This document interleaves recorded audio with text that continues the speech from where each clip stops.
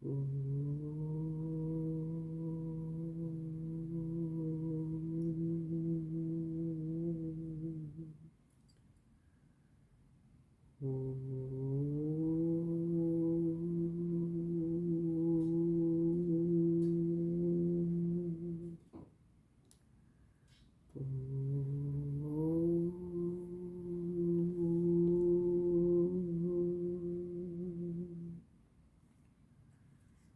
കൃഷ്ണ. നമുക്കിനിയും 27ാമത്തെ ദശകമാണ് നമുക്ക് നോക്കാനുള്ളത്. ഇത് പാലാഴി മഥനവും ഭഗവാന്റെ പാലാഴി മഥന സമയത്തെ അതിവിശിഷ്ടമായിട്ടുള്ള കൂർമാവതാരവുമാണ് ഈ ഒരു ദശകത്തിൽ പ്രതിപാദിക്കുന്നത്. ഇതിൻ്റെ ട്യൂണ് കല്യതാമാണ്. നമ്മൾ 4ാമത്തെ ദശകമാണെന്ന് തോന്നുന്നു ആ ട്യൂണിൽ വരുന്നത്. കല്യതാം കല്യതാം മമ കുരുഷ്വതാവതീം എന്ന് പറയുന്ന അതിൻ്റെ ട്യൂണാണിത്. ഇത് ഈ ദശകത്തിലൂടെയും നമ്മളെ ഓരോരുത്തരെയും തന്നെയാണ് ഇവിടെ ശ്രീ മേൽപ്പത്തൂർ നാരായണ ഭട്ടതിരിപ്പാട് ചിത്രീകരിച്ചിരിക്കുന്നത് എന്ന് നമുക്ക് കാണാം. കാരണം ഇതിലെ ദേവനും അസുരനുമൊന്നും നമ്മളിൽ നിന്നും ഭിന്നരായിട്ടുള്ളവരല്ല എന്ന് അവരുടെ ചെയ്തികൾ കൊണ്ട് നമുക്ക് മനസ്സിലാക്കുവാൻ കഴിയും. നമുക്ക് ദശകത്തിലേക്ക് കടക്കാം. ദശകം 26. ദുർവാസാസുരവനിതാപ്തദിവ്യമാല്യം ശക്രായ സ്വയമുപദായ തത്ര ഭൂയഃ നാഗേന്ദ്രപ്രതിമൃതിദേശശാപശക്രം കാക്ഷാന്തിസ്ത്വദിതരദേവതാംശജാനാം. ഇവിടെ ആദ്യം ഒരു കഥ, അതായത് പാലാഴി മഥനം നടക്കുന്നതിനിടയായ ഒരു കഥയാണ് ആദ്യം ഇവിടെ വർണ്ണിക്കുന്നത്. ദുർവാസ സുരവനിത ആപ്ത ദിവ്യമാല്യം. ദുർവാസാവ് മഹർഷി സുരവനിത, സുരന്മാരെന്ന് പറഞ്ഞാൽ ദേവന്മാർ, സുരവനിത ദേവസ്ത്രീയിൽ ഒരിക്കൽ ഒരു ദേവസ്ത്രീ, ആ ദേവസ്ത്രീയിൽ നിന്നും ആപ്ത കിട്ടിയ ദിവ്യമാല്യം, ഒരു വിശേഷപ്പെട്ട പൂമാല, ശ്രേഷ്ഠമായിട്ടുള്ള ഒരു മാല, കൽപ്പകപ്പൂ കൊണ്ട് ഉണ്ടാക്കിയിട്ടുള്ള ഒരു മാല. ആ മാല ഈ ദേവസ്ത്രീ കോർത്ത് മാല കെട്ടിക്കഴിഞ്ഞപ്പോഴാണ് ദുർവാസാവ് മഹർഷിയെ കണ്ടത്. വേഗം അത് തനിക്ക് സമർപ്പിക്കാൻ പറ്റിയ ആൾ തന്നെയാണ് എന്ന് കരുതിയിട്ട് ആ ദിവ്യാത്മാവിന് അത് കൊണ്ട് കൊടുക്കുന്നു. ആ മാലയുമായിട്ട് ശക്രായ സ്വയമുപദായ, ശക്രായ ദേവേന്ദ്രന്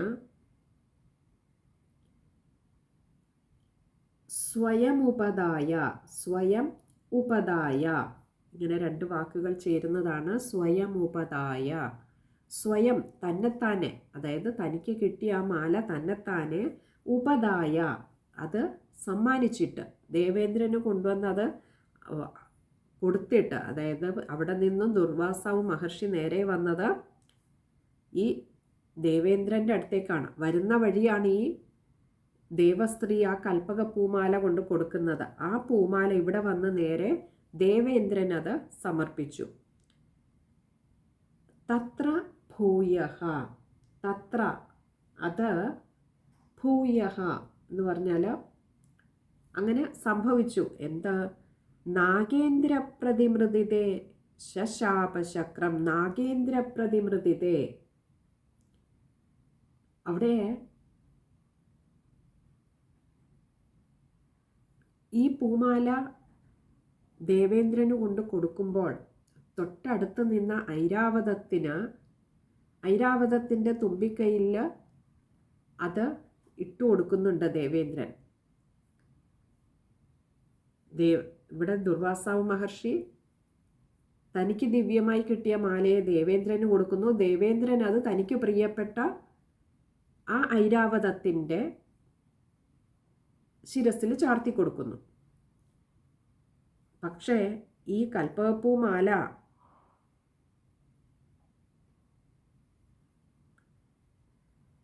അതിൻ്റെ ചുറ്റും ധാരാളം വണ്ടുകളൊക്കെ ഇങ്ങനെ വരുവാൻ തുടങ്ങി. വണ്ടുകളും പൂമ്പാറ്റകളും ഒക്കെ വന്ന് അതിങ്ങനെ മൂളിപ്പറക്കുന്ന ആ ശബ്ദം ഈ പൂക്കളെ സ്നേഹിച്ചുകൊണ്ട് തൻ്റെ മൂളലിൻ്റെ ശബ്ദത്തിലൂടെ പാട്ടുപാടി ആ ആനയുടെ മസ്തിഷ്കത്തിനു ചുറ്റും അങ്ങനെ വണ്ടുകളും പൂമ്പാറ്റകളും പാറി നടക്കുകയായി. ആനയ്ക്ക് മനസ്സിലായി ഇത് ഈ പൂമാല ഉള്ളത് കൊണ്ടാണ് ഈ വണ്ടുകളും പൂമ്പാറ്റകളും ഒക്കെ തന്നെ ഇങ്ങനെ ശല്യം ചെയ്യുന്നത് എന്ന്.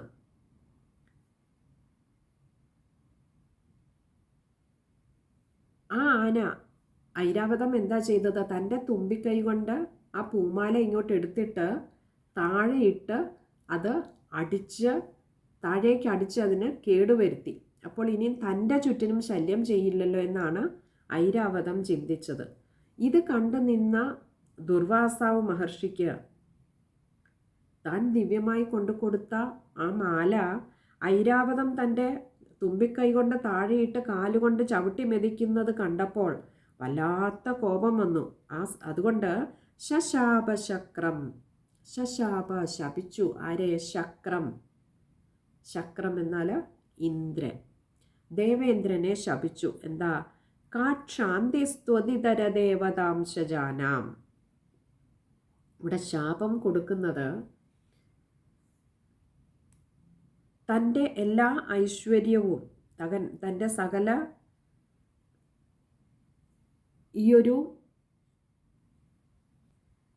തൻ്റെ സർവസമ്പത്തായി അല്ലെങ്കിൽ തൻ്റെ ഗർവായി താൻ കൊണ്ട് നടക്കുന്ന ഈ യൗവനം, ദുർവാസാവ് മഹർഷി പറഞ്ഞു, ഇതെല്ലാം ഈ ഇന്ദ്രനും ദേവലോകവും, ദേവവർഗം ഒന്ന് തന്നെ, ദേവലോകമല്ല ദേവവർഗം ഒന്ന് തന്നെ ജരാനരകളൊക്കെ ബാധിച്ച് തങ്ങളെ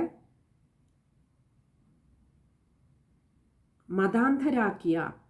ഇവിടെ ദുർവാസാവ് മഹർഷി എങ്ങനെയാ ചിന്തിച്ചതെന്ന് വെച്ചാൽ, താൻ ദിവ്യമായി കൊണ്ടുകൊടുത്ത മാല ആ ദേവേന്ദ്രൻ അതിനൊരു മൂല്യവും കൽപ്പിക്കാതെ തൻ്റെ ആനയ്ക്ക് കൊടുത്തുല്ലോ, അതുകൊണ്ടാണല്ലോ അത് ചവിട്ടി മെതിച്ചത് എന്നാണ് ചിന്തിച്ചത്.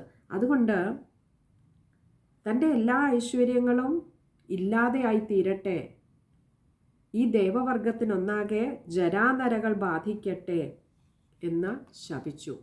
ഈ ശപിച്ച ഉടൻ തന്നെ ഈ ദേവന്മാർക്കൊക്കെ ജരാനരകൾ ബാധിക്കുകയും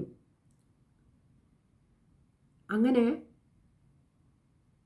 അഗ്നിദേവൻ്റെ അടുത്ത് എത്തിച്ചേരും.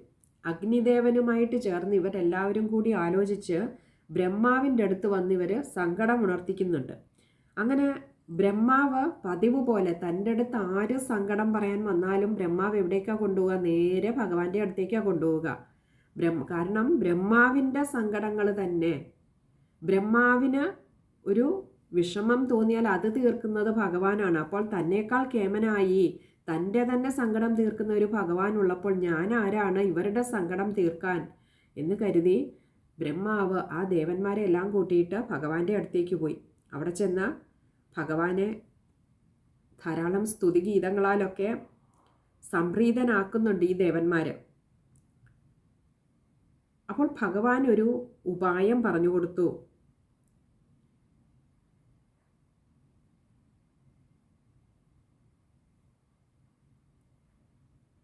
ഒരു കാര്യം ചെയ്യൂ, നിങ്ങളുടെ ഈ ജരാനരകളൊക്കെ പോകണമെങ്കിൽ അതിന് ഒറ്റ മാർഗമേയുള്ളൂ, അമൃത് ഭക്ഷിക്കണം. എന്നാൽ ആ അമൃത് ഭക്ഷിച്ച് അമരത്വം വീണ്ടെടുക്കണമെങ്കിൽ പാൽക്കടൽ കടയുകയും വേണം. അപ്പോൾ ഒരു കാര്യം വ്യക്തമാണ്, നിങ്ങൾ മാത്രം വിചാരിച്ചാൽ പാൽക്കടൽ കടയുവാൻ കഴിയില്ല. അതിനപ്പോൾ എന്താ വേണ്ടത്? നിങ്ങളുടെ സഹോദരന്മാരാണല്ലോ അസുരന്മാർ, അവരെയും കൂടി വിളിക്കുക. അല്ലേ, നമുക്കറിയാം ദിതിയുടെയും അതിഥി ദേവിയുടെയും ഒക്കെ മക്കളാണ് ദേവന്മാരും അസുരന്മാരും, അപ്പോൾ സഹോദരങ്ങളാണ്. അപ്പോൾ ഇവിടെ പറയുകയാണ്, അതുകൊണ്ട് നിങ്ങൾ പോയി അസുരന്മാരെയും കൂടെ കൂട്ടിന് വിളിച്ചുകൊണ്ട് വന്ന് പാലാഴി കടയുക. അങ്ങനെ കടഞ്ഞ് അമൃതെടുത്ത് ഭക്ഷിച്ചാൽ മാത്രമേ നിങ്ങളെ ഇപ്പോൾ ബാധിച്ചിരിക്കുന്ന ജരാനരകളൊക്കെ പോയി നിങ്ങൾക്ക് അമരത്വം കിട്ടുകയുള്ളൂ. ഇങ്ങനെ പറഞ്ഞ് ഭഗവാൻ അവരെ അവിടെ നിന്നും യാത്രയാക്കുന്നുണ്ട്. ഒരു ഉപായം, ഒരു സൊല്യൂഷൻ പറഞ്ഞു കൊടുത്തു. തൻ്റെ അടുത്ത് വന്ന് സങ്കടം പറഞ്ഞ് അവരുടെ വിഷമങ്ങൾ നീങ്ങുന്നതിനുള്ള സൊല്യൂഷൻ പറഞ്ഞു കൊടുത്തിട്ട് ഭഗവാൻ അവരെ യാത്രയാക്കി. ഇനി അടുത്ത പറയാ, കാട്ട് ശാന്തിസ്ത്വതിതര ദേവതാംശജാനാം. കാ എന്ന് പറഞ്ഞാൽ എന്ത്? ശാന്തി എന്ന് പറഞ്ഞാൽ എന്ത്? ക്ഷമയാണുണ്ടാവുക. ആർക്ക്? ത്വതിതര ദേവതാംശജാനാം. അതായത് ത്വതിതര, ത്വത് അങ്ങല്ലാതെ മറ്റുള്ളവരിൽ നിന്ന്, ത്വതിതര അങ്ങല്ലാതെ മറ്റുള്ള ദേവതാംശജാനാം, ദേവന്മാരുടെ അംശത്തിൽ നിന്നും ഉത്ഭവിച്ചിട്ടുള്ളവർക്ക് എന്ത് ക്ഷമയുണ്ടാകുവാനാണ്. നമുക്കറിയാം ഭഗവാന്റെ ക്ഷമയെക്കുറിച്ച് വളരെ പ്രസിദ്ധമായിട്ടുള്ള ഒരു കഥ തന്നെയുണ്ട് അല്ലേ? ഭൃഗു മഹർഷിയുടെ ഒരു കഥ. അവിടെ ആ ഭഗവാൻ ഇവിടെ ഒരിക്കൽ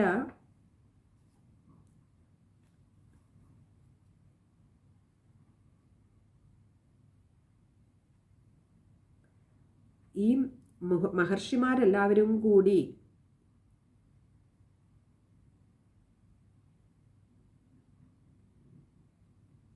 ഒരിക്കലിരുന്ന്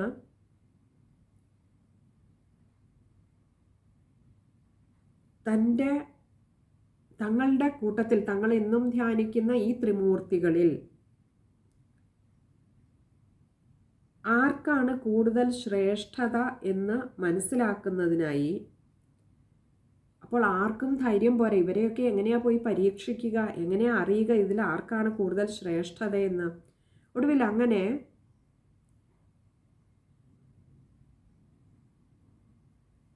ഭൃഗു മഹർഷിയെ അതിന് ചുമതലപ്പെടുത്തി. അങ്ങനെ ആ ഭൃഗു മഹർഷി ആദ്യം ബ്രഹ്മാവിൻ്റെ അടുത്താണ് പോകുന്നത്. ബ്രഹ്മാവിൻ്റെ അടുത്ത് ചെല്ലുമ്പോൾ ബ്രഹ്മാവ് കോപിഷ്ഠനായി തന്നെ പരീക്ഷിക്കുവാനായി പുറപ്പെട്ട ഈ ഭൃഗു മഹർഷിയിൽ വളരെയേറെ കോപിഷ്ഠനാവുന്നുണ്ട്. തന്നെയല്ല,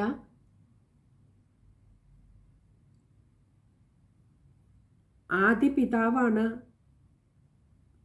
ബ്രഹ്മാവ്. അങ്ങനെയുള്ള ബ്രഹ്മാവിനെ പരീക്ഷിക്കാൻ തൻ്റെ പുത്ര പരമ്പരകളിൽപ്പെട്ടവരൊക്കെ ഒരുമ്പെടുന്നത് കണ്ടപ്പോൾ വല്ലാത്ത കോപം തോന്നി ഭൃഗു മഹർഷിക്ക്, ക്ഷമിക്കണം ബ്രഹ്മാവിന്. അങ്ങനെ കോപിഷ്ഠനാവുന്നു. അവിടെ നിന്നും ആ ഭൃഗു മഹർഷി ഇറങ്ങിയിട്ട് നേരെ കൈലാസത്തിലേക്കാണ് വരുന്നത്. അവിടെ വരുമ്പോൾ ശ്രീ പാർവതീദേവിയും കൈലാസനാഥനും അവിടെ ഇരിപ്പുണ്ട്. അവിടെയും വന്ന് സാക്ഷാൽ പരമശിവനെ നിന്ദിക്കുന്ന വിധത്തിൽ പുലിത്തോലുമൊക്കെ ഉടുത്ത് പാമ്പിനെയും ഒക്കെ കഴുത്തിലിട്ട് ചുടലഭസ്മവും ധരിച്ചിരിക്കുന്നവനാണ് തുടങ്ങി പല നിന്ദവർത്തമാനങ്ങൾ പറയുമ്പോൾ അവിടെ നിന്നും ആ കോപിച്ച ശിവന്റെ ആ ഒരു ദൃഷ്ടിയിൽ നിന്നും രക്ഷപ്പെട്ട് ഓടി വൈകുണ്ഠത്തിലെത്തുമ്പോൾ അവിടെയുണ്ട് നമ്മുടെ ഭഗവാൻ കിടന്ന് അങ്ങനെ ഉറങ്ങുകയാണ്. ഭൃഗു മഹർഷി നേരെ വന്നിട്ട് ആ ഭഗവാന്റെ വക്ഷസ്ഥലത്തിൽ നോക്കി ഒരു ചവിട്ട് കൊടുത്തു. ഭഗവാൻ ഉറക്കം നടിച്ചു കിടന്നതോ ഇല്ല മയക്കത്തിലായിരുന്നോ അറിയില്ല. ഭഗവാന്റെ ലീലകളാണെല്ലാം. അവിടെ നിന്നും ഭഗവാൻ എഴുന്നേറ്റ് ആ ഭൃഗു മഹർഷിയുടെ പാദങ്ങൾ തലോടിക്കൊണ്ട് പറഞ്ഞു, അങ്ങയുടെ പാദങ്ങൾ എൻ്റെ ഈ വക്ഷസ്ഥലത്തിൽ ചവിട്ടിയപ്പോൾ വേദനിച്ചുവോ? ക്ഷമിക്കണം മഹർഷി, ഞാൻ അറിഞ്ഞില്ല അങ്ങ് വന്നത് എന്ന് പറഞ്ഞിട്ട് ഭഗവാൻ ആ ഭൃഗു മഹർഷിയെ സൽക്കരിച്ചിരുത്തുന്നുണ്ട്. ആ സമയത്ത് ലക്ഷ്മീദേവിയും ഓടി വന്ന് കാണുന്നുണ്ട് ഭഗവാന്റെ മാറിടത്തിൽ ഭൃഗു മഹർഷിയുടെ പാദങ്ങളുടെ ചിഹ്നം. ഭഗവാൻ പറഞ്ഞു, അതവിടെ ഇരിക്കട്ടെ, എൻ്റെ ഭക്തൻ്റെ പാദചിഹ്നം എൻ്റെ മാറിടത്തിന് എന്നും ഒരു അലങ്കാരമായിരിക്കും എന്ന് പറഞ്ഞ് ഭഗവാൻ അത് സൂക്ഷിക്കുന്നുണ്ട്. അതാണ് ശ്രീവത്സം എന്ന് പറയുന്ന മറുകായി നമ്മൾ കാണുന്നത്. ഇവിടെ ആ ഒരു ഭഗവാന്റെ മഹാത്മ്യം അല്ലെങ്കിൽ ആ ഒരു ശ്രേഷ്ഠത, ഭഗവാന്റെ ക്ഷമ നന്നായി മനസ്സിലാക്കിയ ഭൃഗു മഹർഷി വീണ്ടും സരസ്വതി നദിക്കരയിൽ എത്തുകയും മറ്റുള്ള മഹർഷിമാരോട് ഈ നടന്ന കഥകളെല്ലാം പറയുകയും ചെയ്യുന്നുണ്ട്. അവിടെ വെച്ച് അവർ നിശ്ചയിക്കുന്നു ത്രിമൂർത്തികളിൽ ഏറ്റവും മഹത്വം ഭഗവാന് തന്നെയാണ്. അപ്പോൾ ഇവിടെ പറയാണ് കാക്ഷാന്തിസ്ത്വദിതര ദേവതാംശജാനാം. ത്വത് ഇതര അങ്ങല്ലാതെ മറ്റൊരു ദേവതാംശജാനാം, ദേവതയുടെ അല്ലെങ്കിൽ ദേവന്റെ അംശത്തിൽ നിന്ന് ജനിച്ചവർക്ക് പിന്നെ എങ്ങനെയാണ് കാക്ഷാന്തി, എങ്ങനെയാണ് ക്ഷമയുണ്ടാവുക? അത് പറയാൻ കാരണം ഈ ദുർവാസാവ് മഹർഷി എന്ന് പറയുന്നത് അത്രി മഹർഷിയുടെയും അനസൂയ ദേവിയുടെയും പുത്രനായിട്ട് സാക്ഷാൽ പരമശിവന്റെ കോപാംശം കൊണ്ട് ജനിച്ച പുത്രനാണ്. അതുകൊണ്ട് തന്നെ ആ കോപം ദുർവാസാവ് മഹർഷിയുടെ കൂടപ്പിറപ്പുമാണ്. ദുർവാസാവ് മഹർഷി അറിയപ്പെടുന്നത് തന്നെ തൻ്റെ ആ ഒരു കോപാധിക്യം കൊണ്ടാണ്. അതുകൊണ്ട് ഇവിടെ ചോദിച്ച കാക്ഷാന്തി സ്ത്വദിതര ദേവതാംശജാനാം, എങ്ങനെ ക്ഷമയുണ്ടാകുവാനാണ്?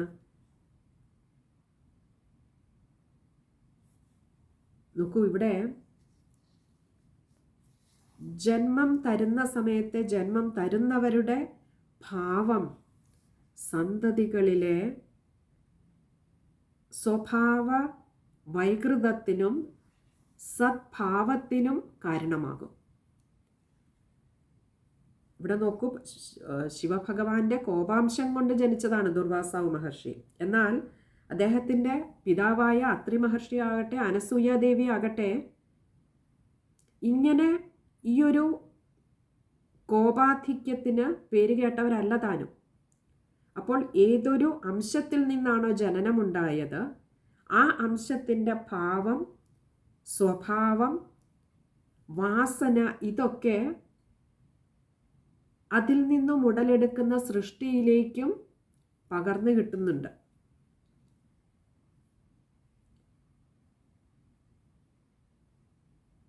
അതാണ് ഈ ഒരു ഒറ്റ വരിയിലൂടെ ശ്രീ മേൽപ്പത്തൂർ നാരായണ ഭട്ടതിരിപ്പാട് പറഞ്ഞ് സമർത്ഥിച്ചിരിക്കുന്ന കാക്ഷാന്തിസ്ത്വദിതര ദേവതാംശജാനാം. ഇനി നമുക്ക് ആ ശ്ലോകം ഒന്നുകൂടി നോക്കാം. ദുർവാസാസുര വനിതാപ്ത ദിവ്യമാല്യം ശക്രായ സ്വയമുപദായ തത്ര ഭൂയഃ നാഗേന്ദ്ര പ്രതിമൃതിദേശാപശക്രം കാക്ഷാന്തിസ്ത്വദിതര ദേവതാംശജാനാം. ആ ശ്ലോകം വായിക്കുമ്പോൾ ശ്രദ്ധിക്കേണ്ട കാര്യങ്ങൾ: ദുർവാസ സുരവനിത ആപ്ത ദിവ്യമാല്യം. അപ്പോൾ അത് വായിക്കുമ്പോൾ അവിടെ പദച്ഛേദം വേണ്ട, ശ്രദ്ധിച്ച് വായിക്കുക. ദുർവാസ സുരവനിതാപ്ത ദിവ്യമാല്യം. അതുപോലെ ശക്രായ സ്വയമുപദായ, സ്വയം ഉപദായ ആണ്, അതും വായിക്കുമ്പോൾ ശ്രദ്ധിക്കുക. പിന്നെ നാഗേന്ദ്ര പ്രതിമൃതിത, അതൊക്കെ ചേർത്ത് തന്നെ വായിക്കേണ്ടതാണ്. അതുപോലെ ഭൂയ എന്ന് പറയുന്നിടത്ത് വിസർഗമുണ്ട്, അത് പകുതി ഹകാരത്തിൽ വായിക്കുക. കാക്ഷാന്തിസ്ത്വദിതര ദേവതാംശജാനാം, അവിടെ ക്ഷാന്തിസ്ത്വദിതര ദേവതാംശജാനാം, അത് കഴിയുന്നതും ചേർത്ത് തന്നെ വായിക്കുക. നമ്മൾ ആദ്യത്തെ വരിയിൽ ദുർവാസാസുരവനിത, അവിടെ ഞാൻ വായിച്ചപ്പോൾ ദുർവാസാസുര, അവിടെ അസുര എന്നുള്ളൊരു ധ്വനി വരും. പെട്ടെന്ന് അന്നേരം ഒരു ചുമ വന്നതുകൊണ്ടാണെന്ന് നിർത്തേണ്ടി വന്നത്. അങ്ങനെ എടുക്കരുത്. ദുർവാസാസുരവനിത ആണ്, അത് ശ്രദ്ധിക്കുക. ഇത് ഇത്രയും കാര്യങ്ങളാണ് ആ ഒരു ശ്ലോകത്തിൽ ശ്രദ്ധിക്കേണ്ടതായിട്ടുള്ളത്. ഇനി അടുത്തത് രണ്ടാമത്തെ ശ്ലോകമാണ്. അത് നമുക്ക് അടുത്ത സത്സംഗത്തിൽ കാണാമെന്ന് കരുതുന്നു. ഹരേ കൃഷ്ണ.